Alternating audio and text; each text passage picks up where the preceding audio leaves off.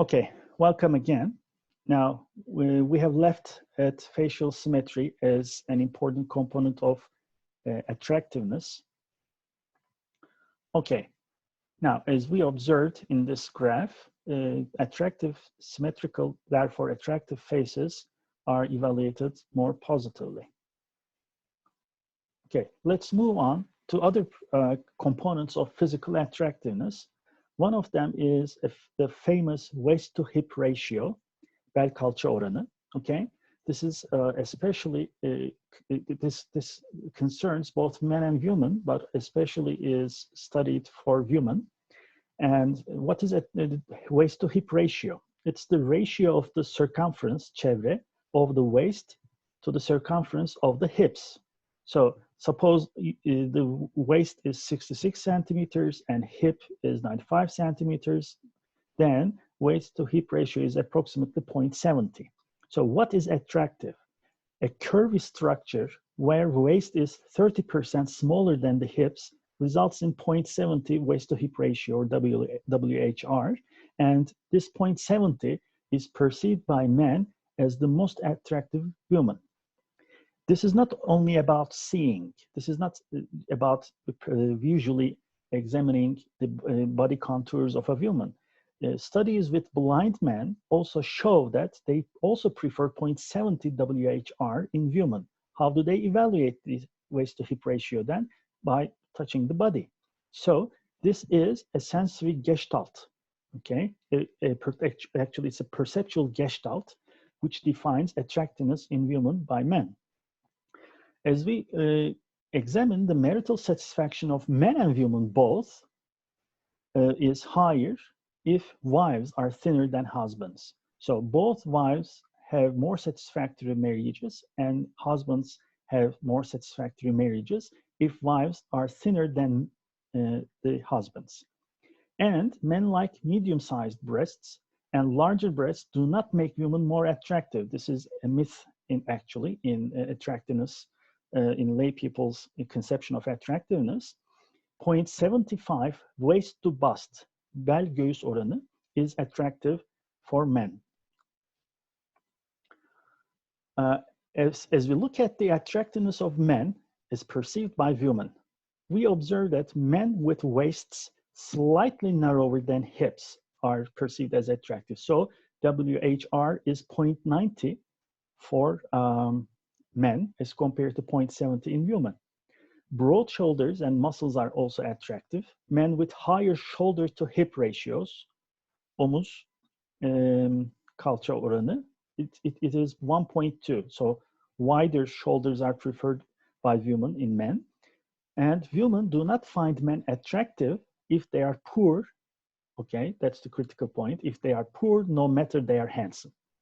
So if economical prosperity is always important, because remember, women look for committed men in their relationships so that they can assure their investment in the child, and so that the child can be protected. This is one explanation, as you remember. What are other characteristics in physical attractiveness? So women like, for instance, men taller than themselves, and shorter men can become attractive to the extent that they make more money. So money is important.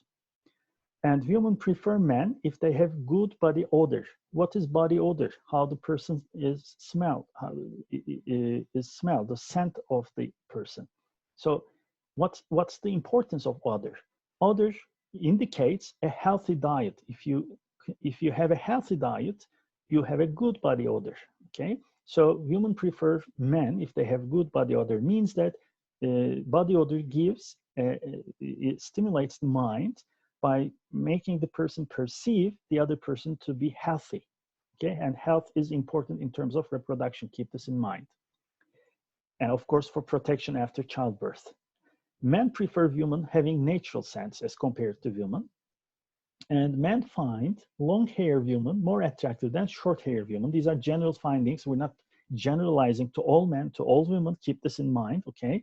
So we don't have to change the length of our hairs or our monetary income necessarily.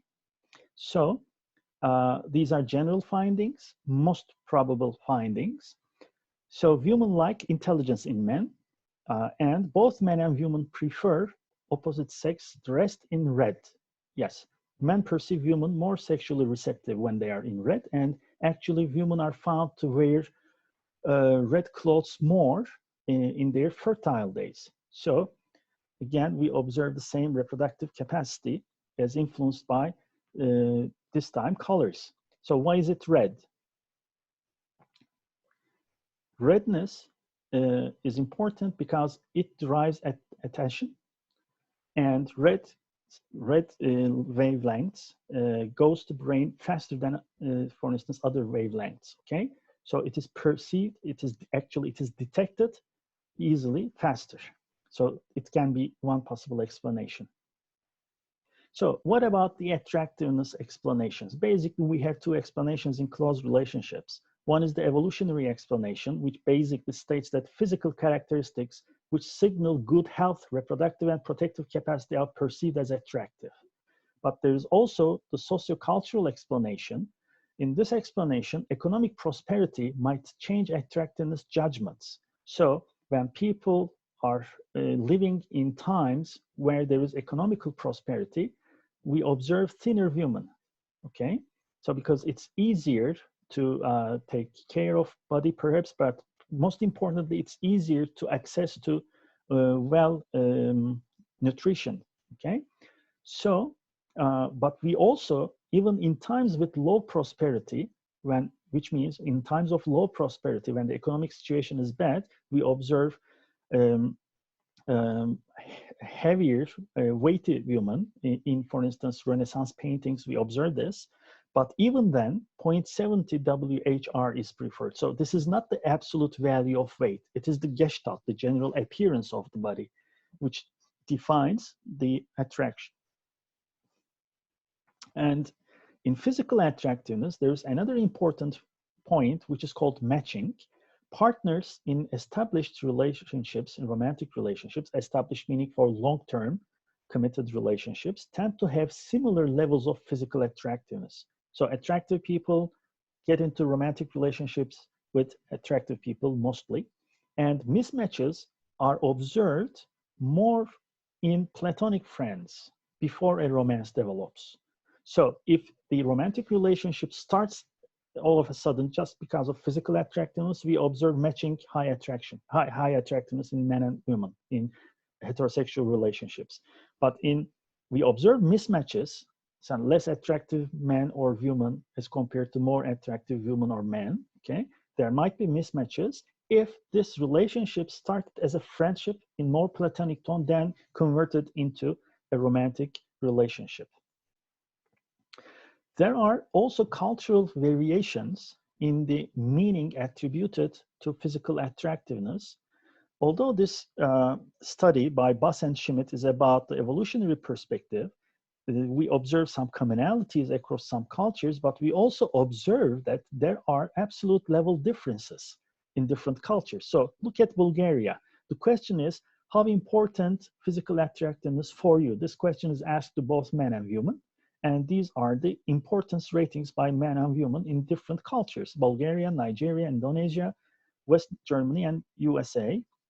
So as you observe here, men always, across cultures, place more importance to attractiveness than women. So indispensable, vazgeçilmez it means, okay, very much important for men, but it is somewhat less important for women in all cultures. So men look for attractiveness in women in heterosexual relationships more than women look for attractiveness in men. But as you also observe here, the absolute levels in each culture are different. For instance, Indonesian people, both men and women, place less emphasis on physical attractiveness as compared to people from Bulgaria or USA. So this means that attractiveness as an important factor in starting and maintaining relationships can have variable effects in different cultures. So this also shows that cultural influences are important in defining attractiveness or in looking for attractiveness in getting into romantic relationships. So up to now, we talked about proximity and attractiveness as two important factors in determining the relationship issues. Now we come to reciprocity, karşılıklılık. So what is reciprocity? Reciprocity means we like those who like us, okay? And there is a specific theory, a model developed by Shanto and Nagy. According to this model, desirability of a date, çıkacağınız kişi, or desirability of a partner, you can generalize it that way, is a function of target's physical attractiveness and target's probability of accepting. So just imagine this as that. You're going to offer a date to a person who you like, okay? You make a judgment by first considering how attractive the target is, the other person that you like, and then you also judge whether this person will accept your request for a date. So given this multiplicative function, it means that without one, the other is not turned into date. So if you don't find a person attractive, you don't request a date. Because if this is 0, 0 times any numerical value is 0, means no desirability of a date. If you find the person very attractive, you still consider whether when you propose a date, this person will accept it. So you don't want to get rejected by the other person. So if you perceive the probability to be low or 0, it is less likely that you will like the person or find this person as a potential date. So this is a graph in Shanto and Nagy's study. Okay, on the right side, you observe different probabilities for being accepted. So what's the general frame for this experiment? The subject is taken in the laboratory, and the subject was exposed to different attractive and unattractive, or less attractive or more attractive faces. In this example, the sample is composed of only women. So attractiveness is the attractiveness of men's photographs, okay? So women are seated. They were presented with many faces, but each time they were presented with two faces, and to make it the choice between them, okay? So in a random pairing order, the people saw, the women saw 5 different men's faces: Bill, Jim, John, Bob, Tom. These are false names, pseudonyms, okay? These are just for labeling purposes. And for instance, Bill can be, in one case, Bill can be less attractive here, as you see. Jim is a little bit more attractive. John is a little bit more, and Tom is the most attractive guy in this stimulus set. And each time Tom appeared, for instance, it has also appeared on the screen whether the probability for accepting a date can be no chance, 0%, or sure thing, 100%. So very unlikely, somewhat unlikely. Toss up means tossing a coin, 50-50 probability. So as you observe here, no chance means 0 probability of targets accepting the date offer, whereas sure thing means 100% probability for accepting the date offer. So Tom is an attractive source, okay? But Bob is somewhat less attractive, but Bill is the least attractive. But as you observe in this bottom line, no matter the person is attractive, okay? If the probability of being accepted is 0, nobody would like this person or would think this person as a potential date. So remember the multiplicative function. If physical attractiveness is some numerical value, high or low, but if probability is 0, 0 times some value is always 0. So you observe that the probability is low. And look at this minus value. Minus value means that the person perceives the probability or preference judges the preference for this target person as that I'm not going to date with this person. That's why it's negative. I will definitely date with this person. There's a chance, it means. So as you observe, if there is no chance, probability is 0, then we observe 0 desirability of dating or preference for the target person. But as you observe, as the probability increases, and as the attractiveness increases together, we observe the highest probability for dating with this person, which is around 60-65%. So as you observe, it is not only attractiveness which defines our movement, advancement towards a potential partner, but we also take into account target's probability of accepting. So this is the average effect. As attractiveness and as probability of being accepted increases, then preference for this person for making a date offer increases. So we do not want to take risks of rejection. Okay, if this is the case, then we should observe this caution in people's choices in trying to get into contact with someone whom they like. Okay, now this study by Bernstein, Stephenson, Snyder, and Wickland is about determining the conditions for approaching or avoiding a desirable or attractive person. And in this model, in this study, they thought that people regulate their approach behaviors considering the potential acceptance or rejection of the target person. So we should first consider this. Okay, I'm going to make an offer, but will she or will he accept it? That's the question. Men, in this study, by the way, the participants are only men as compared to only women in the first study. So men take advantage of the so-called situational ambiguity while approaching a stranger woman so that they minimize the risk of being rejected. What is situational ambiguity? If a man wants to approach a woman just because getting into contact, because he liked her, okay? The person tries to conceal, gizlemek, conceal his intention for getting into contact. So the men are trying to conceal that they are approaching this person. Why concealment? Because there is a risk of being rejected, okay? So they find an alternative explanation in the situation for their approaching the woman. So when the woman tries to understand why is he talking with me or talking to me, then she can answer it by having two answers, okay? He liked me versus he's approaching just because of another reason. So this is ambiguity. If there are two explanations, possible explanations, then it creates an ambiguity in the mind of the woman. So it is less likely that the woman will reject an advancement. So in this experiment, subjects were told that they will evaluate a movie in the lab. So they're going to get into the laboratory. There are two monitors, two seats for each monitor, and two people will sit side by side. And there are two monitors, but there are two seats on each monitor, two seats on the first monitor, two seats in front of the second monitor, okay?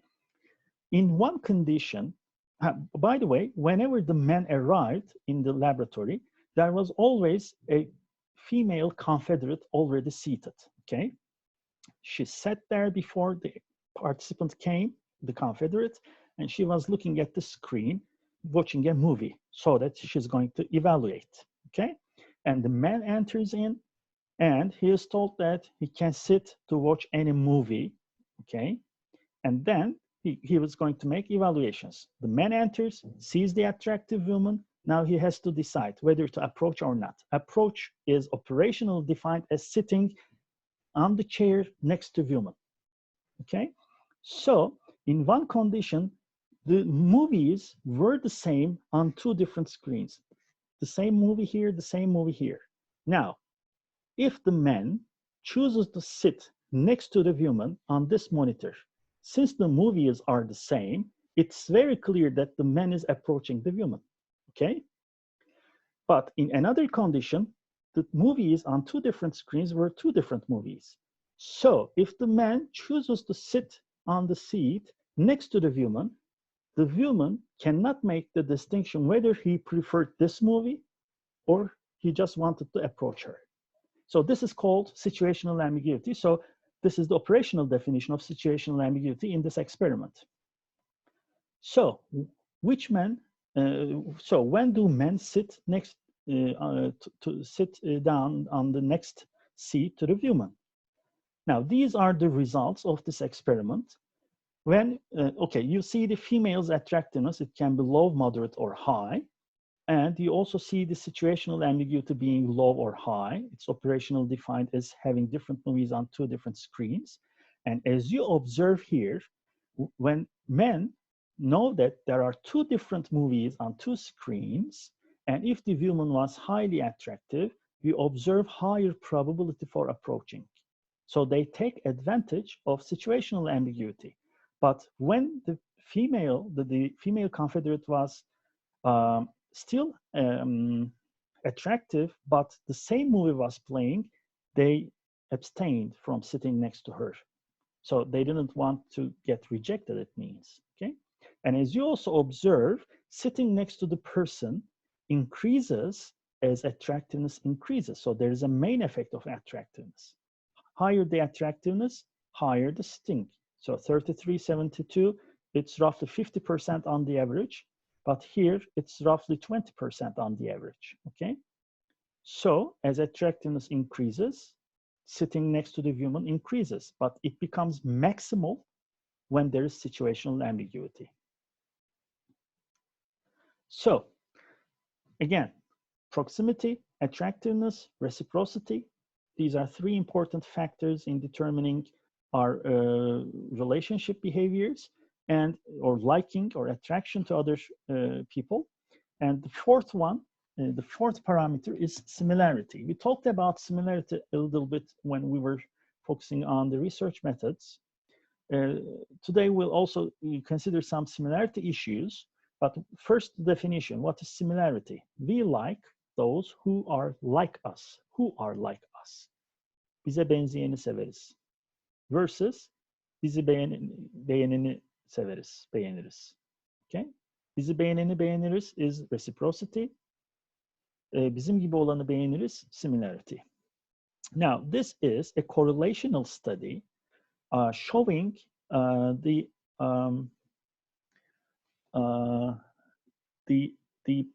similarity of married couples in established relationships.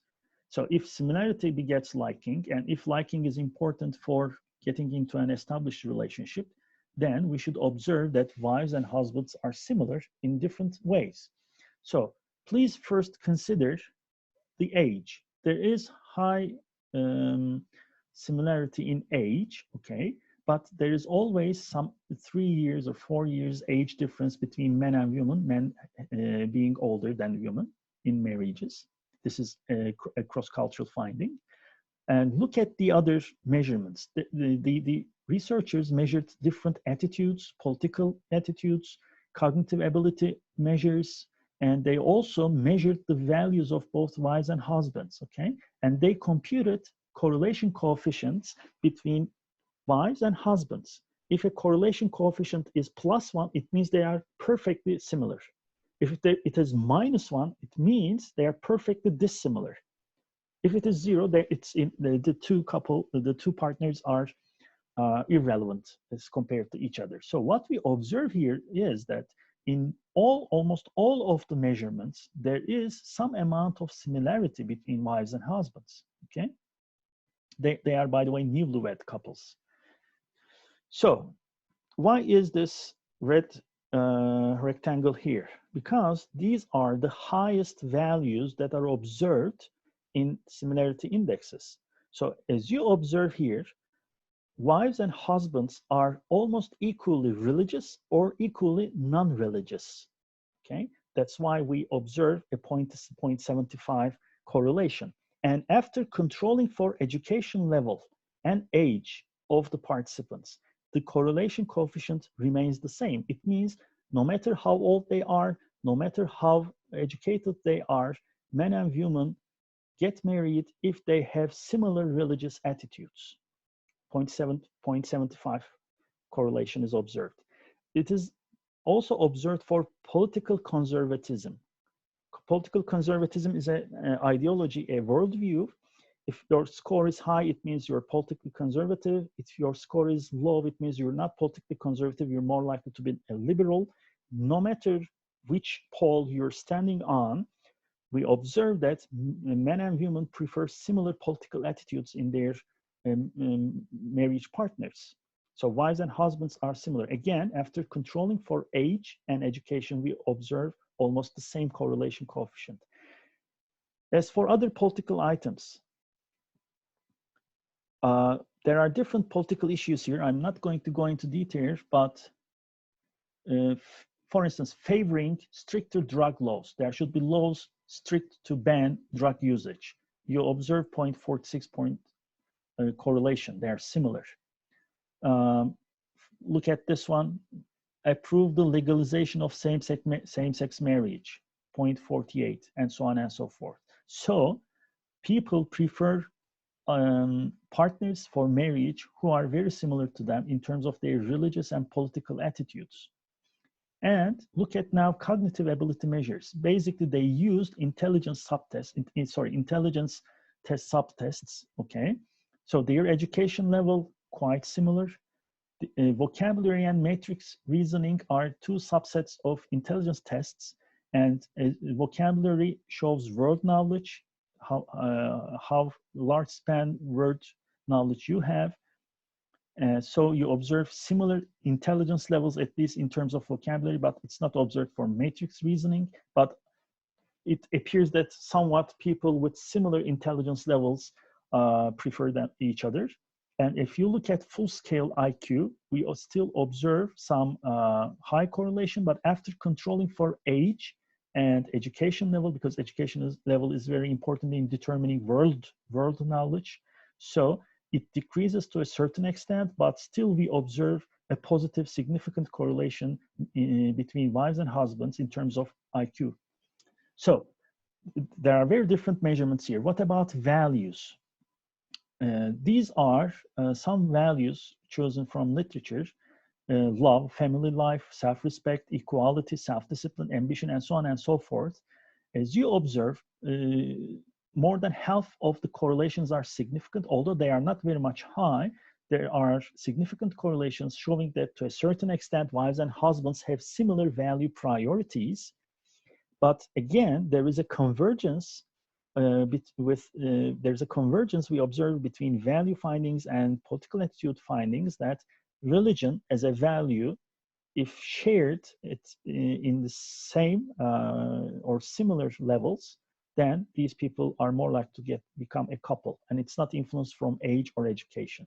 So overall, similarity is most probably due to, overall, this shows that married couples find it important to have similar worldviews, attitudes, skills, and abilities or values with their partners. Now, the important point, however, is that there were no systematic correlations with marital satisfaction. So your level of similarity with your partner might be important for a relationship, but it doesn't turn into, or it is not associated with satisfaction with the relationship, which means there might be other important variables which influence marital satisfaction. And there is another inference that we can make: similarity perhaps is most probably due to initial assortment than convergence. So what does that mean? At the start of the relationship, so that the relationship can maintain itself for the start, or at the start, there should be some amount of similarity so that the people can get attracted to each other, can understand each other, can approve each other's worldview. So these are important, as we saw previously. So initial assortment means that similarity is important at the start of the relationship. But perhaps since it doesn't predict satisfaction, perhaps people don't become similar to each other, which is called convergence, as they keep on being married. So one inference which we can make from this study can be this: at the start of the relationship, similarity is some quality looked by romantic partners, and actually they do not change over time much. Okay. Now, in terms of similarity, sometimes we hear about, do opposites attract? most people can believe that sometimes opposite people can like each other and have good relationships. There is a straight no answer in the literature. It is not dissimilarity, actually. There are alternative explanations, but one explanation is provided by the so-called stimulus value role theory by Murstein.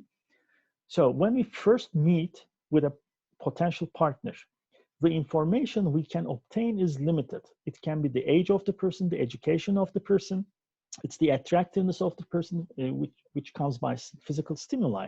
So this is a very limited amount of information that we can have from the person. So this is called the stimulus capacity, okay? And as you observe on the graph, the stimulus curve is something like this. There is less offered and even less offered in time. So these stimulus qualities loses its importance as an information about this person as the relationship advances in time. So as intimacy increases, we lose the importance of attractiveness, for instance, the education, similarity of education, or the age, or beauty, whatever.